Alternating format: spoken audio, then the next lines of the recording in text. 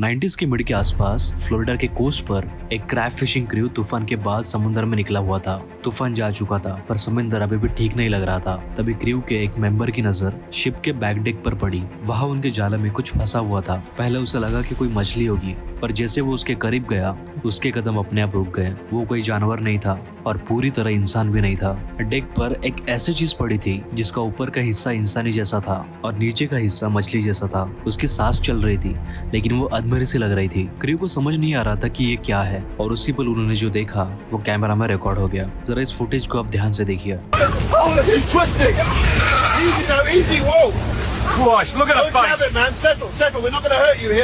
Net's slipping. Pull it in. Easy, girl. Easy. Just breathe, all right? Breathe. Mermaids के sighting के बारे में sellers अपने log book में लिखते थे। पुराने सेलर्स अक्सर एक बात लिखते थे, रात के वक्त जब समुद्र एकदम शांत रहता था तब वो कुछ अजीब चीजें महसूस करते थे। एक अजीब सा साउंड महसूस करते थे। लहरें एकदम रुक जाती थी, हवा अचानक ठंडी होने लगती थी और डेक के पास से एक आवाज आने लगती। ऐसा लगता था कि कोई औरत गाना गा रही है। कई सारे सेलर्स ने ये क्लेम किया है, उनके लॉगबुक में लिखा है कि उन्हें समुद्र में कोई फिगर दिखा और वो फिगर एक औरत जैसा था और उसकी मूवमेंट्स नॉर्मल नहीं होती थी। वो पानी में अजीब तरीके से तैरती थी। मरमेड्स कोई मॉडर्न इमेजिनेशन नहीं है, ये कहानी डिज्नी से भी बहुत पहले की है। जो सबसे पहला रेफरेंस मिला था वो कई हजार साल पुराना है। तब इंसानों ने लिखना भी शुरू नहीं किया था। तब इंसान सिर्फ ड्राइंग्स बनाते थे अपनी इंफॉर्मेशन आगे पास करने के लिए। पुरानी असीरियन कहानियों में एक ऐसा जिक्र मिलता है, एक ऐसे देवी का जिक्र मिलता है जो आधी इंसान थी और आधी मछली थी। ऐसा कहा जाता है कि जब उसने दुनिया छोड़ी, मतलब वो मर गई, तब समुद्र ने उसे अपना बना लिया और वहीं से शुरू हुई हाफ ह्यूमन और हाफ सी बीइंग की कहानी। सोचो, अंधेरी रात है और चारों तरफ सिर्फ समुद्र, ना जमीन दिख रही है, ना दूर दूर तक कोई किनारा दिख रहा है। और तभी अचानक समुद्र से एक आवाज आती है, एकदम बिल्कुल इंसानी आवाज। ऐसा लग रहा है कि कोई मदद मांग रहा है। अब सवाल यह है कि समुद्र के बीच रात के अंधेरे में कोई इंसानी आवाज आपसे मदद मांग रही हो, क्या आप उस आवाज पर भरोसा करोगे? क्या आपको सही में लगेगा कि कोई सच में इंसान है? क्योंकि सच ये है कि समुद्र हमेशा खूबसूरत नहीं होता, वो भूखा होता है। और जो चीज़ हमें बचपन में दिखाई गई, लंबी पूंछ, खूबसूरत चेहरा, वो सिर्फ कहानियों में थी। असल में कुछ और ही है। ये सिर्फ कहानी नहीं है, इस कहानी में ऐसी कहानियां हैं, ऐसे सेलर्स की कहानियां हैं जो कभी वापस नहीं आए। आज के इस वीडियो में हम जानेंगे मरमेड्स के ओरिजिन के बारे में, मरमेड्स के रियल साइटिंग्स दिखाऊंगा और उन सेलर्स की कहानी बताऊंगा जो समुद्र में किसी और चीज के लिए गए थे और किसी और चीज का एक्सपीरियंस लेके आ गए। और ऐसे हॉरर फोकलोर के बारे में डिस्कस करेंगे जिससे आपको गहरा समुद्र और भी गहरा लगने लगेगा। क्योंकि मरमेड्स फेरीटेल नहीं होती, वो या तो प्रोटेक्ट करती है या फिर आपको खींचकर गहरे पानी में ले जाती है। एक चीज याद रखना, समुद्र को हम अब तक पूरी तरीके से स्टडी नहीं कर पाए, तो ऐसी बहुत सारी चीजें हैं जो अनएक्सप्लोर्ड है। तो चलिए इस सफर की शुरुआत करते हैं। वीडियो को शुरू करने से पहले मैं आपको एक चीज बताना चाहता हूँ कि इस वीडियो में काफी सारी विजुअल, साउंड्स और डिस्क्रिप्शन ऐसी हो सकती है जो लोगों को डिस्टर्ब कर सकती है। ये वीडियो सिर्फ इन्फॉर्मेशनल और स्टोरी टेलिंग के लिए बनाई गई है। मैं किसी भी बिलीफ को प्रमोट या फिर हर्ट करने का इंटेंट नहीं रखता। नाउ मेरा नाम है ज़ायरो और मुझे हॉरर और क्रीपी स्टाइल वीडियोस बनाना बहुत पसंद है। अगर आपको भी इन सारे वीडियोस में दिलचस्पी है तो मेरे चैनल को जरूर सब्सक्राइब कर सकते हैं। मरमेड्स नाम सुनते ही आपके दिमाग में एक ही तस्वीर आती है, आधी इंसान और आधी मछली। ऊपर से खूबसूरत चेहरा और नीचे से मछली की पूंछ। पर यह सिर्फ आधी सच्चाई है। मरमेड्स को कभी भी पुरानी कहानियों में सिर्फ ब्यूटीफुल नहीं कहा गया। उन्हें माना जाता था कि ये दो चेहरे वाली मखलूक है। ये एक चेहरा ऐसा था कि जो दूर से एकदम नरम, एकदम आंखें चमकीली, एकदम लंबे बाल और खूबसूरत चेहरा और चेहरे पे एक छोटी सी स्माइल ऐसा दिखता था, लेकिन पास आकर एक अलग ही चेहरा दिख जाता था। कुछ लीजेंड्स कहते हैं कि मरमेड्स जानबूझकर खूबसूरत दिखने की कोशिश करती है क्योंकि बीच समुद्र में खूबसूरत ही सबसे बड़ा जाल होता है। सेलर्स के लिए कभी भी मरमेड्स फैंटेसी नहीं थी, उनके लिए वो एक वार्निंग थी। उनके लिए माना जाता था कि कहीं भी अगर मरमेड्स दिखती है तो एक तो तूफान आने वाला है या फिर वहां से शिप वापस घर नहीं लौट सकते। इसलिए एक अजीब कॉन्ट्रडिक्शन बनता है। कहानियों में मरमेड्स खूबसूरत दिखाई देती है लेकिन वो सेलर्स के लिए वार्निंग होती है, क्योंकि समुद्र में जो चीज सबसे ज्यादा खूबसूरत दिखती है वही सबसे ज्यादा जानलेवा होती है। इसलिए यही वजह है कि मरमेड्स को कभी भी प्रॉपरली गुड या फिर इविल नहीं कहा गया। वो कभी कभी एकदम राक्षस जैसे बिहेव करती है या फिर कभी कभी एकदम शिकारी जैसी। मरमेड्स कोई मॉडर्न इमेजिनेशन नहीं है, ये कहानी या डिज्नी से भी बहुत पहले की है। जो सबसे पहला रेफरेंस मिला था वो कई हजार साल पुराना है।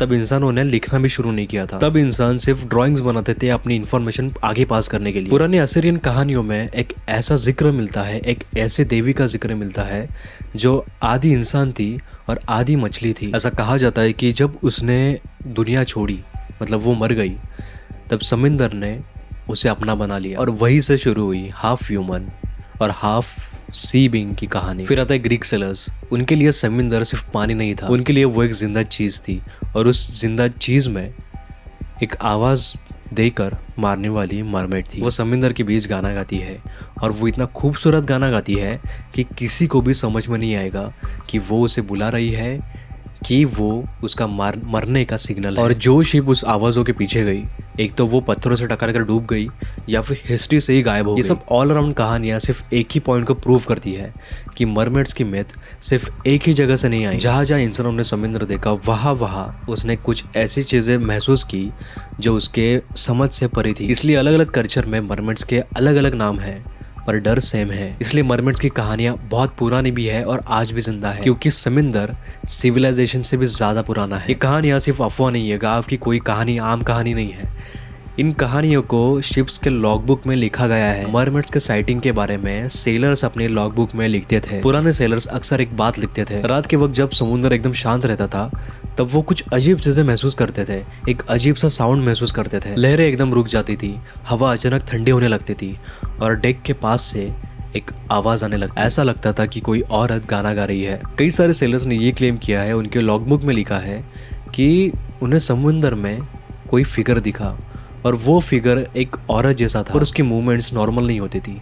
वो पानी में अजीब तरीके से तैरती थी। लेकिन उन अकाउंट्स में एक पैटर्न कॉमन था, मरमेड्स उसी जगह पे दिखती थी जहाँ पे पानी बहुत ज़्यादा गहरा रहता था, बहुत खतरा रहता था। सेकंड, वो उस जगह पे दिखती थी जहाँ पे पहले भी शिप्स डूब चुके हो। थर्ड, उनकी सेटिंग्स वहाँ पर देखी गई जहाँ पर कंपास काम करना ही बंद कर देता था। कुछ लोगों ने ऐसा लिखा, उन्होंने कुछ ऐसा एक्सपीरियंस किया जब उन्होंने वो आवाज़ सुनी और उस आवाज़ की तरफ जब उन्होंने मुड़कर देखा तो वो एकदम ब्लैंक हो गए और उनको उनके मन में एक ही ख्याल आता था कि मैं पानी में कूद जाता हूँ। और जो सेलर्स गायब हुए उनकी कभी भी बॉडी नहीं मिली। इसलिए बहुत सारे सेलर्स ऐसा कहते हैं कि अगर आपको समुद्र शांत दिख रहा हो तो समझ जाओ कि कुछ खतरनाक होने वाला है। मरमेड्स उनके लिए एक फेयरी नहीं थी, सेलर्स के लिए फेयरी नहीं थी, वो उनके लिए वार्निंग्स थी जो अक्सर उन्हें बहुत देर से मिलती थी। बहुत सारे लोग एक गलती कर देते हैं, सायरेंस और मरमेड्स को सेम समझ लेते हैं, पर पुरानी कहानियों में ये दोनों बिल्कुल अलग है। सायरन का काम था लुभाना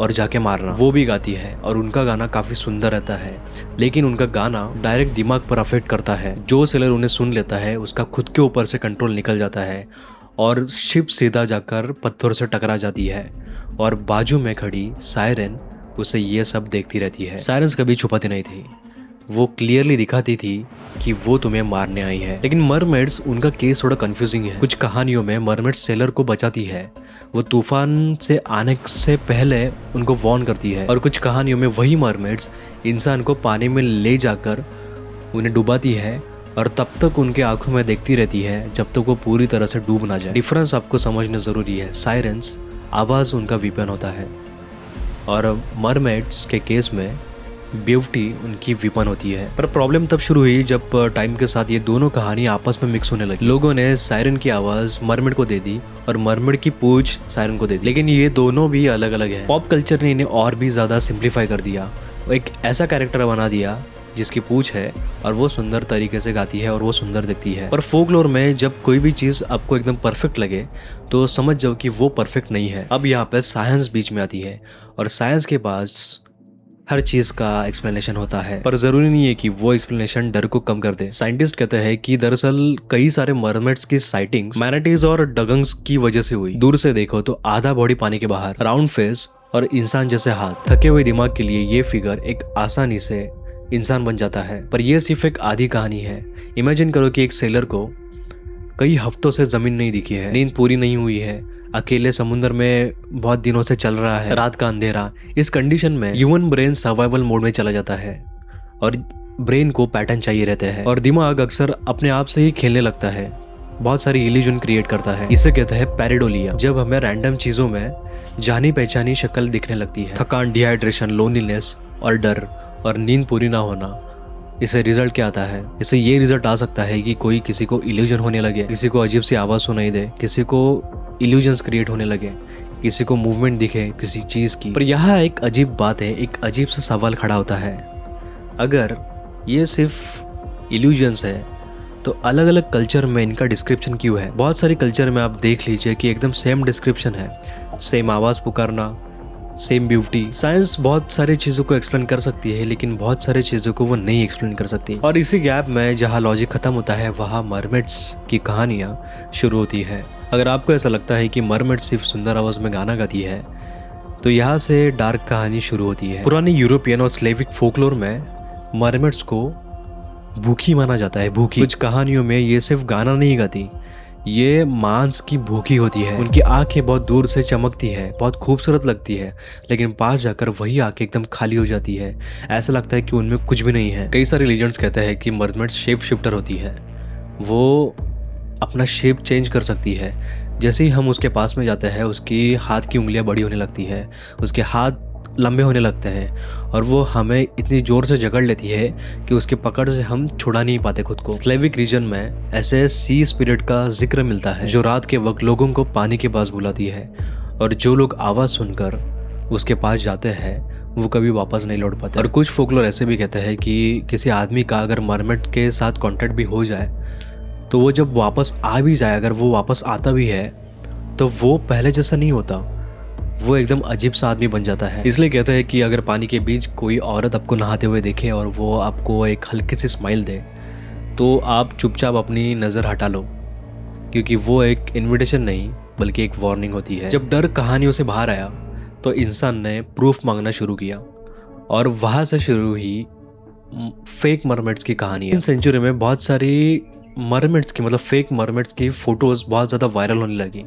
और लोग उन्हें सच भी मानते थे। एकदम सूखी हुई बॉडी, एकदम इंसानी चेहरा और मछली जैसी पूंछ। और जब साइंटिस्ट ने इस चीज़ को स्टडी किया तो उनको पता चला कि जब जो ऊपर का हिस्सा था वो एक मंकी की बॉडी थी, मतलब सूखी हड्डियाँ वगैरह से ऐसे मंकी की बॉडी थी, और जो नीचे का पार्ट था वो एक मछली का पार्ट था। जब लोग पहले से ही बिलीव करना चाहते हो तो उन्हें प्रूफ की ज़रूरत नहीं होती, उन्हें सिर्फ कंफर्मेशन की ज़रूरत होती है। म्यूजियम में, सर्कस में ऐसे फेक मरमेड्स को दिखाने लगे और ऐसे न्यूज़ देने लगे कि समंदर से पर्दाफाश हो गया, मरमेड्स डिस्कवर हो गए। हर जगह की कहानी, समंदर ने अपना राज दे दिया। पर सच ये था कि ये सब ह्यूमन डेस्परेशन थी।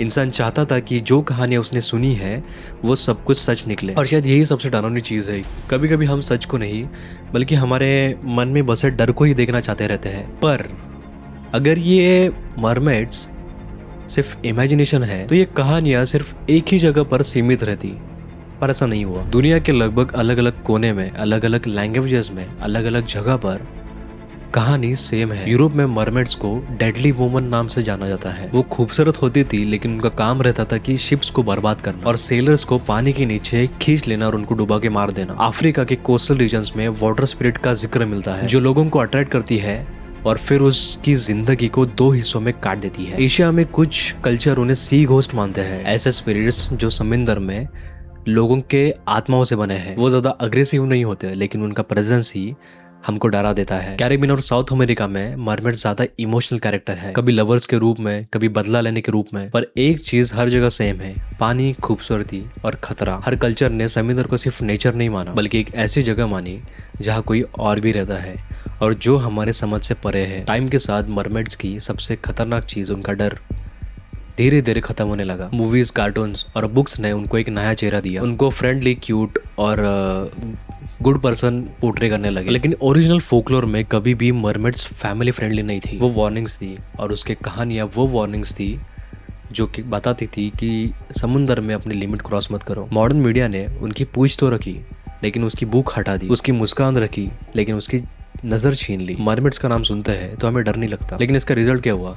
जब भी हम मरमेड्स का नाम सुनते हैं तब हमें डर नहीं लगता, हमें नॉस्टैल्जिया लगता है कि हमने इसको बचपन में देखा था। और इसी वजह से पुरानी कहानियाँ और भी ज़्यादा क्रीपी हो जाती है, क्योंकि हमें पता ही नहीं है कि उनका असली वर्जन कितना ब्रूटल था। आज भी जब शहरों की रोशनी पीछे छूट जाती है और समुद्र के पास छोटे गांव शुरू होते हैं, वहाँ एक कहानियाँ खत्म नहीं होती। कई फिशरमैन आज भी कहते हैं कि कुछ रातों में समुद्र कभी कभी अजीब बिहेव करता है। लहरें नॉर्मल होती है पर हवा में कुछ गलत होता है, जैसे कोई देख रहा हो। कुछ लोग आज भी क्लेम करते हैं कि उन्हें कभी कभी समुद्र के आसपास किसी औरत का गाना सुनाई देता है। कोस्टल विलेजेस में इसके बारे में लोग आसानी से बात नहीं करते, लेकिन अगर आप उनसे थोड़ा पूछने की कोशिश करोगे तो बस वो उतना ही कहेंगे कि रात के समय में पानी के पास मत जाना। उनके लिए मरमेड्स कोई स्टोरी नहीं है, कहानी नहीं है, वो उनके लिए एक रिस्क है, और वो उस रिस्क के पास ना रहना वही अच्छा ही है। तो असली सवाल ये है कि मरमेड्स मॉन्स्टर्स है या फिर सिर्फ एक मिथ? शायद जवाब दोनों के बीच में है। मरमेड्स असल में समुद्र का चेहरा नहीं है, वो हमारा डर है। इंसान हमेशा उस चीज़ से डरता है जो वो कभी कंट्रोल नहीं कर पाता, और समुद्र वो सबसे बड़ी चीज़ है जो इंसान कभी भी कंट्रोल नहीं कर सकता। बेहद गहरा, बेहद शांत, बेहद क्रूअल और बेहद अनप्रेडिक्टेबल। मरमेड सिर्फ एक सिंबल बन गई कि हर वो एक चीज़ जो खूबसूरत होती है वो अच्छी नहीं होती। ये कहानियाँ मुझे लगता है कि शायद इसलिए बनी कि तुम नेचर के पास ज़्यादा मत जाना, नहीं तो नेचर तुम्हें खा लेगा। और जब भी इंसान को किसी चीज़ का जवाब नहीं मिलता, वो उसको चेहरा दे देता है या फिर उसको कोई नाम दे देता है, जैसे कि मरमेड। इसलिए ये कोई एक मॉन्स्टर स्टोरी नहीं थी, ये एक वार्निंग है, ये एक रिमाइंडर है लोगों के लिए कि हम सिर्फ इस दुनिया में मेहमान हैं। समुद्र आज भी उतना ही गहरा है जितना पहले गहरा था। हमने कई किलोमीटर दूर आकाश में सैटेलाइट भेज दी, पूरा पृथ्वी का मैप बना लिया, दूसरे ग्रह का मैप बना लिया, लेकिन खुद के समुद्र को अभी तक पूरी तरह से एक्सप्लोर नहीं कर पाए। और शायद मुझे ऐसा लगता है कि हम समुद्र को पर्पसली एक्सप्लोर नहीं कर रहे हैं, क्योंकि यहाँ पे ऐसी चीज़ें हैं जो हम शायद देखना नहीं चाहते। मरमेड्स रियल हो या ना हो, लेकिन समुद्र में ऐसी बहुत सारी चीज़ें हैं जो आज भी छुपाई हुई है। मरमेड्स रियल हो या ना हो, लेकिन एक बात ज़रूर है कि समुद्र में ऐसी बहुत सारी चीज़ें हैं जो आज भी दुनिया से छुपी है। और एक लास्ट बात, आज हमने बात की समुद्र की, जहाँ आवाज़ खतरा बनकर आता है, पर डर सिर्फ पानी में नहीं होता, वो कभी कभी खतरा बनकर अंधेरे से भी आता है। मेरी पिछली वीडियो में मैंने एक ऐसी एंटिटी के बारे में बात की थी जो बुलाती नहीं, वो सवाल पूछती है। वहाँ ना लहरों की आवाज़ थी ना गाने की, वहाँ सिर्फ खामोशी थी। और एक सवाल जो आपके दिमाग में रह जाता है, अगर मरमेड्स समुद्र का डर है तो वेताला इंसान की सोच का। और दोनों का एक ही रूल है, गलत जगह, गलत वक्त और गलत डिसीजन वापस आने का मौका नहीं देता। मैं इस वीडियो को आपको ज़रूर रिकमेंड करूँगा।